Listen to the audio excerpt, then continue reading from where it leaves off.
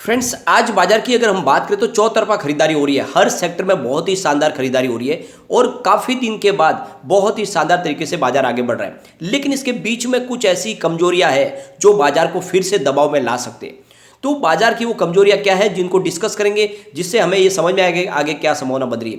दूसरी तरफ बाजार के लिए कुछ पॉजिटिव बातें भी निकल के आ रही है। रसिया से एक बड़ी अपडेट निकल के आ रही है जिसका इफेक्ट हमें देखने को मिल सकता है बाजार पे। दूसरी तरफ ग्लोबल संकेत क्या कह रहे हैं और क्या इस समय हमें बाजार में इन्वेस्टमेंट करना चाहिए। जिस तरह से धीरे धीरे बाजार ने पॉजिटिव मूव बनाना शुरू किया है, क्या आने वाले समय में फिर से तेजी की संभावना बन सकती है और कौन से ऐसे स्टॉक है जो अभी भी बहुत महंगे हैं जिनमें हमें दाव नहीं लगाना चाहिए। क्योंकि कहा जा रहा है कि जो गिरावट हुई थी कोरोना की पहली लहर के समय, जितनी गिरावट हुई उतनी गिरावट उन स्टॉक में नहीं हुई, अभी भी वो स्टॉक बहुत महंगे हैं। तो वो कौन से स्टॉक है और क्या उनमें से हमें निकल जाना चाहिए, क्या आने वाले समय वहाँ पे बहुत बड़ी गिरावट हो सकती है।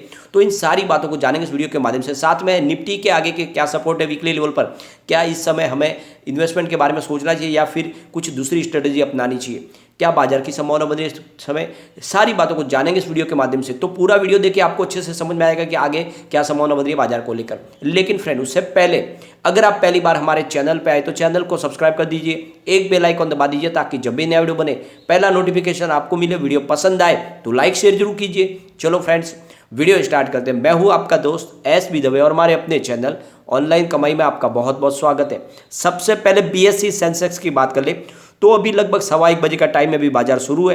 करीब 52,696 के स्तर पर है, जहाँ पे शानदार 1098 पॉइंट की तेजी है, यानी लगभग 1100 पॉइंट ऊपर है बीएसई सेंसेक्स। बहुत ही जबरदस्त खरीदारी हो रही है और पिछले कई दिनों के बाद जो भयंकर गिरावट का दौर जारी था उस पर ब्रेक लगा है और हमें अच्छी खासी तेजी देखने को मिली है, यानी बीएसई सेंसेक्स 2.13% अप पर है।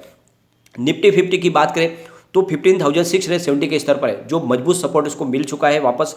320 पॉइंट की तेजी है, यानी 2.08% ऊपर है। तो आप देखोगे तो पॉजिटिव माहौल बना है। अब निफ्टी के सारे इंडेक्स पॉजिटिव है और हर की जगह पे आप देखोगे तो करीब 2% से ऊपर की तेजी है। चाहे आप स्मॉल कैप देख लो, मिड कैप देख लो या लार्ज कैप में कहीं पे भी हो, आपको 2% से ऊपर ही तेजी दिखाई देगी। इसका मतलब यह है कि चौतरफा खरीदारी हो रही है, जो बाजार के लिए बहुत ही अच्छी बात है। हम सेक्टर इंडेक्स की अगर बात करें तो निफ्टी बैंक फिलहाल 2.49% अप पर है। निफ्टी ऑटो में 1.85% की शानदार तेजी है। निफ्टी फाइनेंशियल सर्विस 2.28% की जबरदस्त तेजी। निफ्टी एफएमसीजी सेक्टर में 1.15% की तेजी और निफ्टी आईटी विनर है बाजार का आज भी, 3.08% की शानदार तेजी। और निफ्टी मीडिया की बात करें तो ये तो कमाल ही कर रहा है, यानी बहुत ही जबरदस्त 4.69% की बम्पर तेजी। अब यहाँ पे निफ्टी मेटल की अगर हम बात करें तो 2.96% अप पर है, बहुत ही अच्छी तेजी है। काफ़ी दिन के बाद मेटल सेक्टर पीट रहा था, आज तेजी है। निफ्टी फार्मा की बात करें तो 2.07% की अच्छी खासी तेजी है। निफ्टी पीएसयू बैंक कमाल कर रहा है, आज भी 4.12% की जबरदस्त तेजी है। और निफ्टी प्राइवेट बैंक की बात करें तो वहाँ पर भी 2.32% की तेजी है। निफ्टी रियलिटी की बात करें तो 2.91% की तेजी। तो आप देख सकते हो हर सेक्टरल इंडेक्स में हर जगह पे आपको शानदार तेजी दिखाई देगी और वो भी बहुत ही बेहतर, जिससे एक बात तो समझ में आ रही है कि बाजार फिर से बुलिश जोन में आ चुका है और आने वाले समय में हमें तेजी देखने को मिल सकती है। आज जो वैल्यू टॉपर है उनको भी एक बार देख लेते हो। सबसे ऊपर रिलायंस इंडस्ट्रीज है नंबर 1 पे, जो फिलहाल 2549 की प्राइस पे यहाँ पर आपको करीब 0.27% की तेजी देखने को मिलेगी। टाटा स्टील का नंबर 2 है, जहाँ पे 878 की प्राइस के साथ में 2.01% अप पर है, तेजी अच्छी खासी है। टीसीएस में जबरदस्त तेजी है, यानी 3216 के स्तर पर 3.35% की बम्पर तेजी है। एचडीएफसी बैंक चौथे नंबर पर है, जहाँ पे 1345 की प्राइस है, 1.77% अप पर है। वेदांता नंबर 5 है, जहाँ पे 2030 की प्राइस के साथ 0.15% की तेजी है। तो आप देखोगे बहुत ही जबरदस्त वातावरण पॉजिटिव बना हुआ है और उसके पीछे ग्लोबल मार्केट का भी असर है। यहाँ पे डो जो में मामूली सी गिरावट है, जहाँ पे आपको 29,888 के स्तर पर 0.13% की गिरावट दिखाई देगी। लेकिन S&P 500 इंडेक्स की बात करें तो 0.22% की शानदार तेजी है। नेस्डैक की बात करें तो 1.43% की शानदार तेजी के साथ में 10,798 का स्तर हमें देखने को मिला।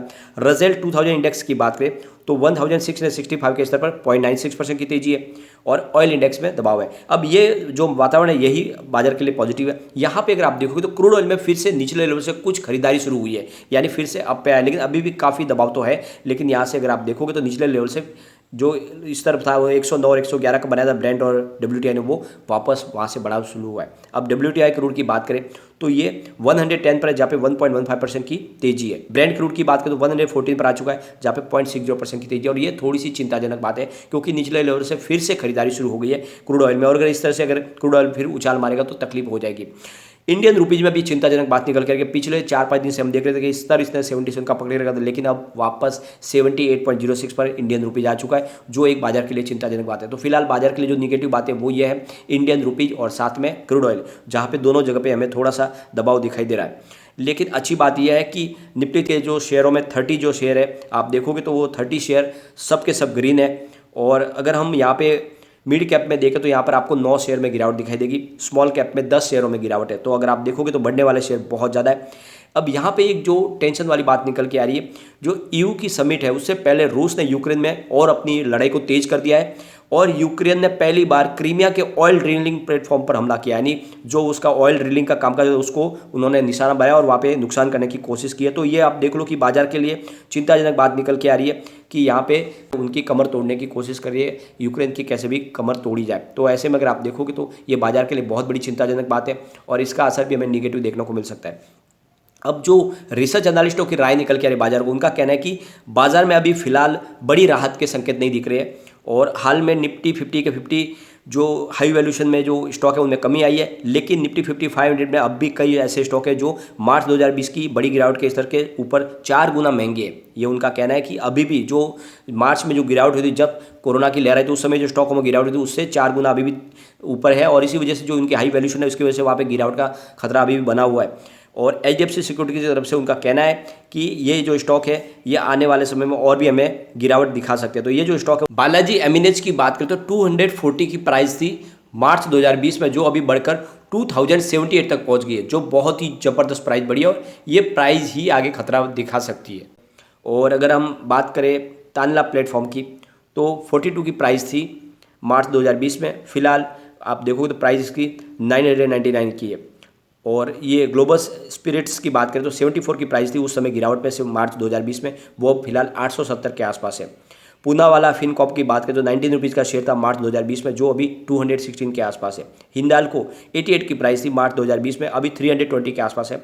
और टाटा पावर जिसकी प्राइस 32 के आसपास थी वो 195 के आसपास अभी भी है। और JSPL जो 89 पर था वो 313 के आसपास है। तो उनका कहना है कि ये जो प्राइस है वो बहुत ही ज़्यादा अभी भी ऊपर है और इस वजह से हो सकता है कि यहाँ पे और गिरावट की संभावना बने।